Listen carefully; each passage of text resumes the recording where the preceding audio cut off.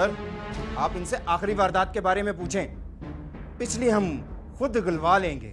हाँ सर, अभी तो ये माल भी बरामद कराएंगे। बोल साहब, मार क्यों रहे हो साहब? एक मिनट, ये बताओ कि तुम लोगों के अलावा तुम्हारे साथ और कौन शरीक है? हाँ, तुम लोगों को कैसे पता चला कि आसिफ घर नहीं आएगा?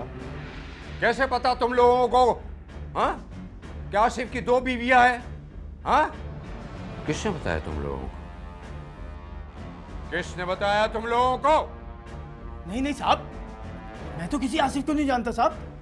हमें तो कुछ भी नहीं पता। वो कौन है आसिफ? हम तो किसी आसिफ को नहीं जानते साहब। बता साहब, ये सब कुछ इसी ने बताया था साहब मुझे। साहब मुझे माफ कर दें साहब। हाँ, तो छोटे, ये सारा कारनामा तेरा है? हाँ, तू खुद बताएगा या मैं अपना तरीका इस्तेमाल करूं? हाँ? नहीं साहब, मैं बताता हूँ साहब, गलती हो गई साहब, मैं बेकसूर हूँ साहब। चुप! मैंने तुझसे कहा ना, ये ड्रामा बंद कर। साहब जो पूछ रहा हुआ बता। मुझे तो आसिफ की पहली बीवी रुबीना ने इस काम के लिए उकसाया साहब। पुलिस जराये के मुताबिक तफ्तीशी टीम को शक तो शुरू से ही हो गया था कि इस वारदात में कोई करीबी शख्स मुलविस है। पुलिस इस नुक्ते पर काम कर रही थी कि परवीन, आसिफ और रुबीना के तिकोन में कोई ना कोई राज पोशीदा है। आसिफ की पहली बीवी रुबीना के फोन रिकॉर्ड से सोहेल छोटू और उसके दोस्त को पुलिस ने हिरासत में ले लिया, जिनकी बयान की रोशनी में पुलिस ने रुबीना को भी हिरासत में लेकर तफ्तीश को आगे बढ़ाया। रुबीना बीबी, आपको मालूम है कि आपको यहाँ क्यों लाया गया है? जी नहीं। आप पर डकैती का इल्जाम है। क्या? डकैती? कहाँ की है मैंने डकैती? अपने शौहर की दूसरी बीवी परवीन के घर। दूसरी बीवी? जरूर उसने ही आपसे कुछ कहा होगा। नहीं, उसने कुछ नहीं कहा। आपके सारे साथी गिरफ्तार हो चुके हैं। क्या बकवास है ये? मेरे सामने कभी भी इस लहजे में बात नहीं करना। मैंने ऐसा क्या किया है जो आप मुझसे कह रहे हैं? कौन सी डकैती का बोल रहे हैं आप? हमें मालूम है कि तुमने डकैती नहीं की है। तो फिर? तुमने डकैती करवाई है। जुर्म करने वाला और जुर्म करवाने वाला दोनों बराबर के मुजरिम होते हैं।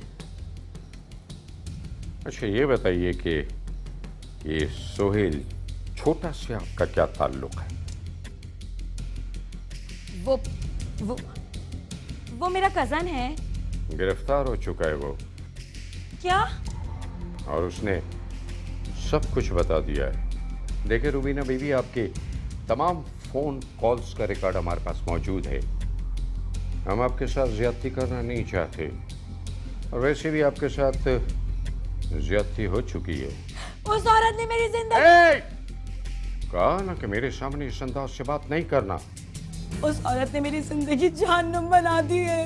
हमें एहसास है, हमें आपके साथ ज्यादती हुई है। जो कुछ आपके साथ हुआ वो नहीं होना चाहिए था, लेकिन इसका मतलब ये तो नहीं है कि आप... हाँ, मुझसे गलती हुई है, मगर मैं ये नहीं चाहती थी।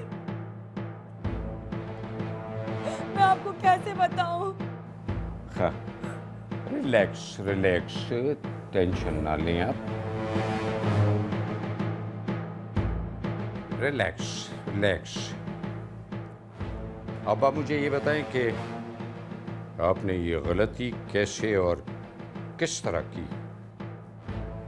दूसरी शादी के बाद आसिफ का रवैया बहुत तब्दील हो गया था और वो घर भी लेट आते थे।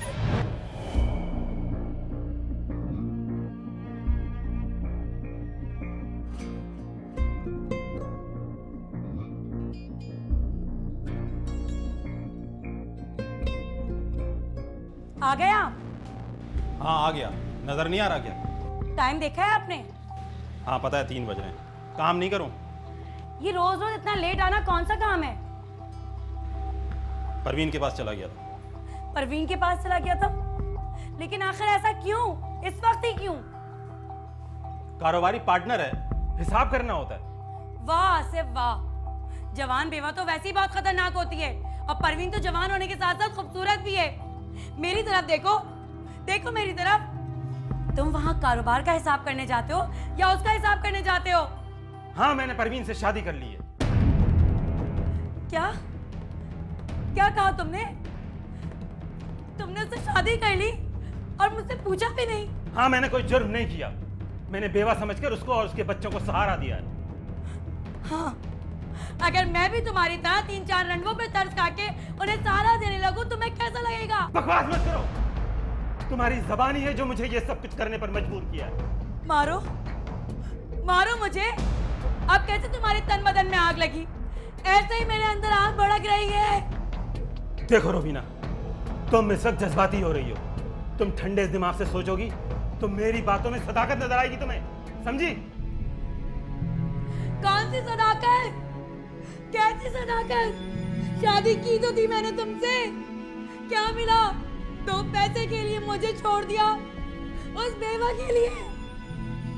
क्या कमी थी मुझमें? रुबीना के पुलिस को दिए गए बयान के मुताबिक शुरू में तो वो आसिफ की दूसरी शादी को तस्लीम करने को बिल्कुल तैयार न थी, जिससे दोनों में काफ़ी तनाव रहने लगा था। आसिफ की घरेलू बदमज़गी की वजह से अब अक्सर रातों को भी गायब रहने लगा था। रुबीना इस खौफ से कि कहीं आसिफ उसे तलाक न दे दे, उसने अपने आप को समझा लिया था और खामोशी इख्तियार कर ली थी। लेकिन आसिफ इसकी इस खामोशी से फ़ायदा उठाते हुए अब अक्सर अपनी दूसरी बीवी परवीन के पास ही रात ठहर जाता और रुबीना के सामने कोई ना कोई बहाना तलाश लिया करता। अस्सलाम वालेकुम।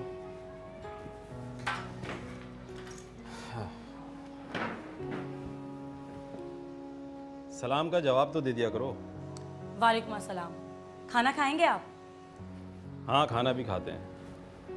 आज सोचा था कि तुम्हारे साथ खाना खाऊंगा, इसलिए जल्दी आ गया।